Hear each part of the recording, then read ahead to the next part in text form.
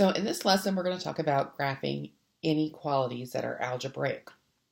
So first, let's go ahead and look at how the solution to an algebraic inequality differs from just a normal algebraic equation. So first, let's think about some inequality statements. So we know we use greater than, less than, greater than or equal to, less than or equal to for inequalities. So if I had this statement, what number is greater than or equal to 5? What are some numbers that we could put in here? So we could put 6, because 6 is definitely greater than 5. We could put a million, which is 10 to the 6, because it's greater than 5. We could say 5, because 5 is equal, so it's that equal part to 5. We could put 5 and 100th. We could put a number so close to 5 that we can barely distinguish it, like 5 and a bunch of zeros and then a 1. We could put in 100, and we could put in fractions. Like we could go ahead and we could say 26 over 5.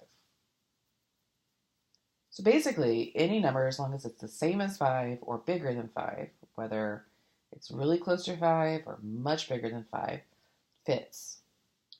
So what does this mean? Well, what we really have is a statement that says what number is greater than or equal to 5. So the only way to show all these solutions is to graph it, because a graph is like a picture that forms an illustration of all the solutions. So on our number line, the first thing we're going to do is put the number 5 on it. So let's number our number line, 4, 5, 6, 7, 8. So I know that 6 is in the solution. I definitely know 5 is in the solution. And I know that anything bigger than it, so 5.01 is so close I can barely distinguish it. This one over here is so close I can't distinguish it. But I know all the numbers in between are in there. I know all the numbers bigger than 6 are in there. And I know it goes way past, 8. So how do I show that? So when we're going ahead and graphing on a number line to show all of the solutions, how we do that is we start by lassoing the first number in our solution set, which is 5. And we think about, is it included or not? If it is included, I shade it in. Then to show all the numbers between 5 and 6, 6 and 7, 7 and 8 are also included, we go ahead and we shade. We do it just by kind of coloring in the number line. And to show it goes on forever, we also shade in the arrow. So this is showing all the solutions that are starting at 5 and going all the way to positive infinity are part of my solution. Now, an inequality symbol isn't only just going to go greater than or equal to. So what is this one? How is it different? Well, this is saying I want all the numbers that are less than or equal to 5. So that would be numbers like 4.999999999, numbers like negative 80, numbers like negative 8/10, any negative numbers, zeros less than 5. So we basically do the same thing. We're going to start on our number line, showing where my solution set begins, because 5 is equal to 5, so it fits. So I'm shading in the circle, and then we know that all the numbers that are less than, so 4.999, all the negative numbers that are all the way to the left are all going to be in there. So to show that, I shade in my number line, and to show it goes to the depths of all the negative numbers, which is negative infinity, I shade in the arrow as well. So this symbol is missing something that the other two had. It's that equal to, which means 5 is not in here because 5 is not greater than 5 because it's equal to 5. And it says we can't have numbers that are equal to it.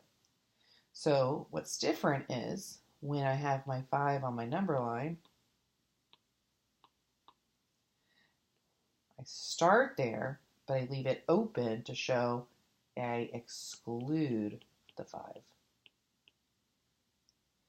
So now where are my numbers that are bigger?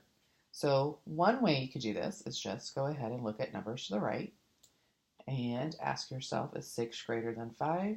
Yes. If I look at numbers on the left, 4 is not greater than 5. So this is the side I'm going to shade on. So how is this one different? Well, this one says less than. So if I went ahead and I numbered on my number line 3, 4, 5, 6, and 7, I know I'm starting at 5, so I'm going to lasso it. Which way do I shade? So if I test 4, is 4 less than 5? It is. If I tested 6, is 6 less than 5? No. So I need to shade on the side of 4. So I go ahead and I shade, and to show it's going all the way to negative infinity, I shade in the arrow as well. So some of the symbols that we've been using on our graphs are the open circle, the closed circle, and shading. So what the open circle says to do is it says exclude the number. So we use the open circle as a symbol on the first number of the solution set to exclude that specific number.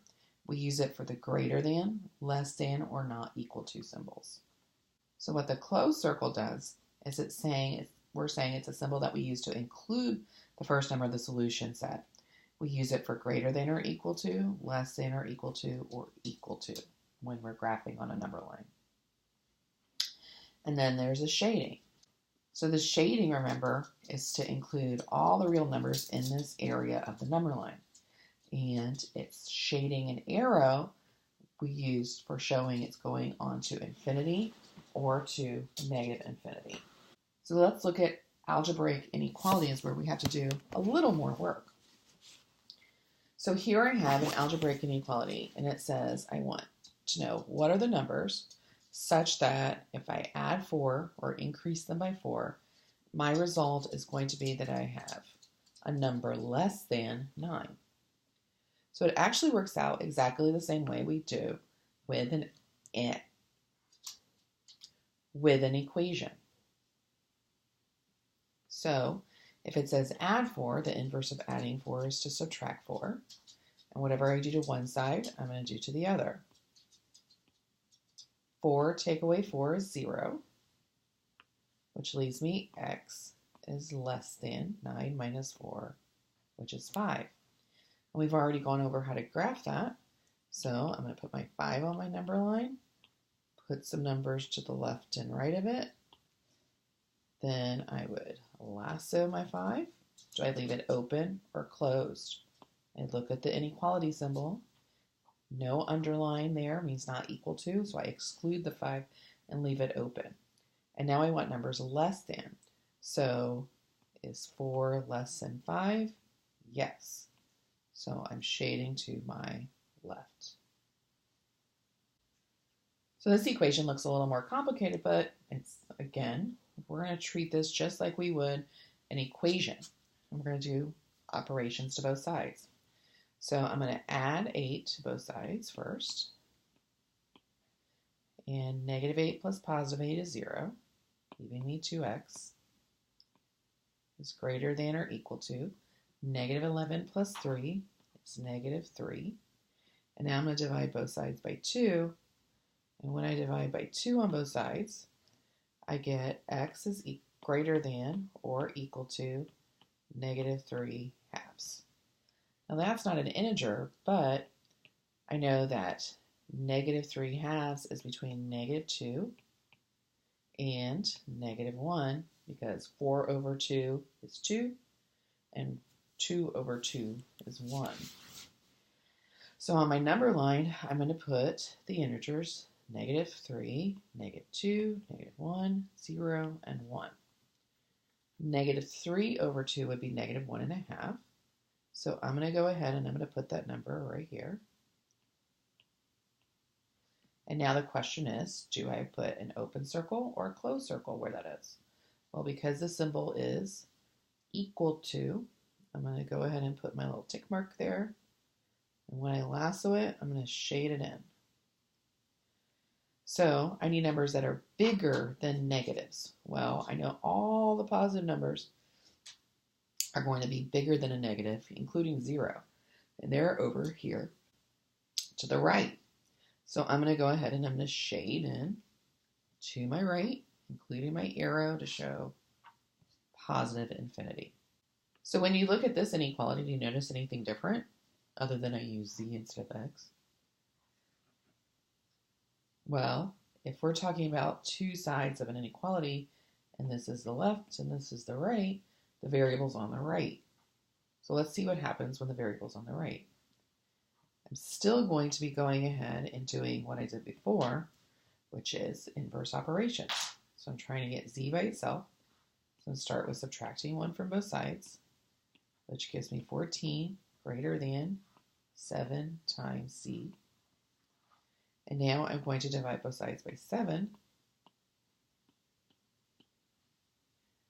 And 14 divided by 7 is 2, greater than symbol. 7 divided by 7 is 1, leaving me z.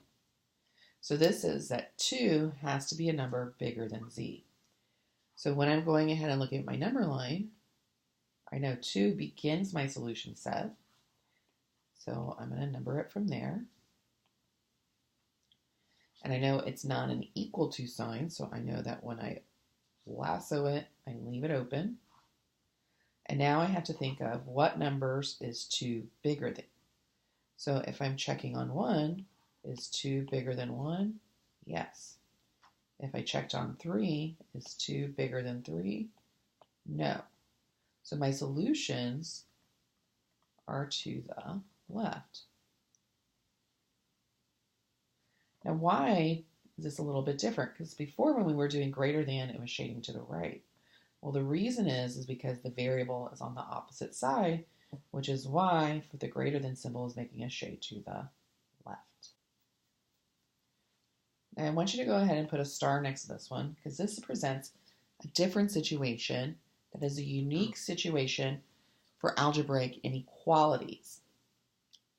So first I would do what I always do, which is get rid of the coefficient of x. So I'm going to divide both sides by negative 3.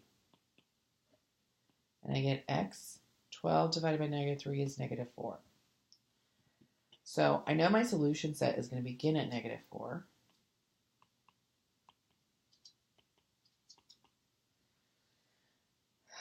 But before I go ahead and I know I can put an open circle, but before I go ahead and do anything else as far as shading goes, let's think about this.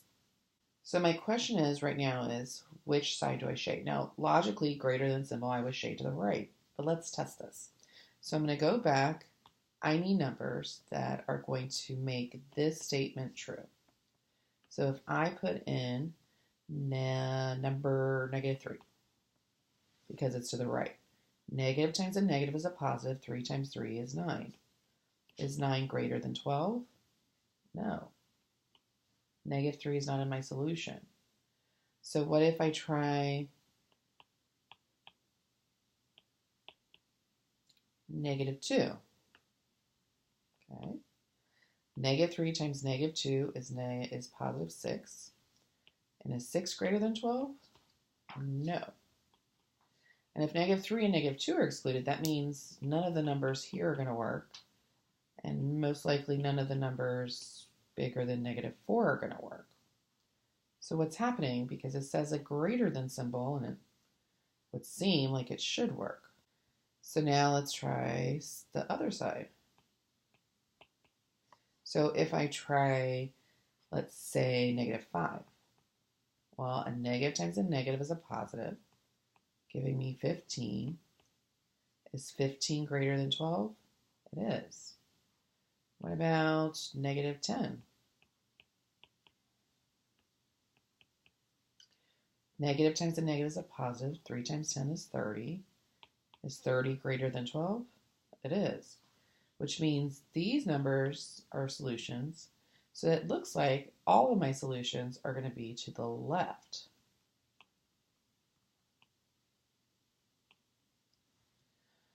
And so here's the quirky thing.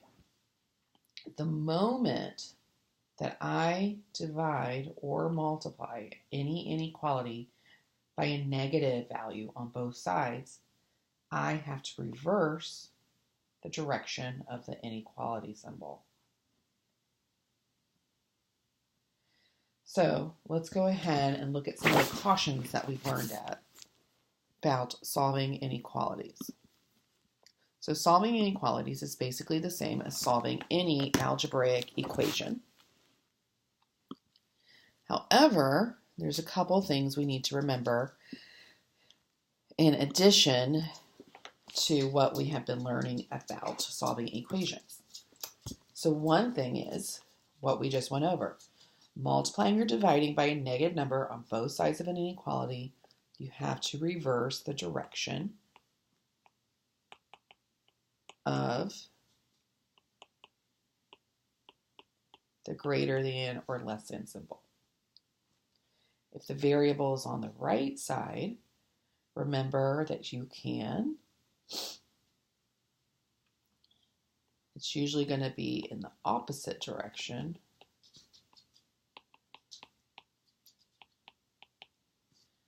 of the inequality symbol's direction. So if it's greater than, it's not going to be to the right, it's going to be to the left. And if it's less than, it's going to be to the right.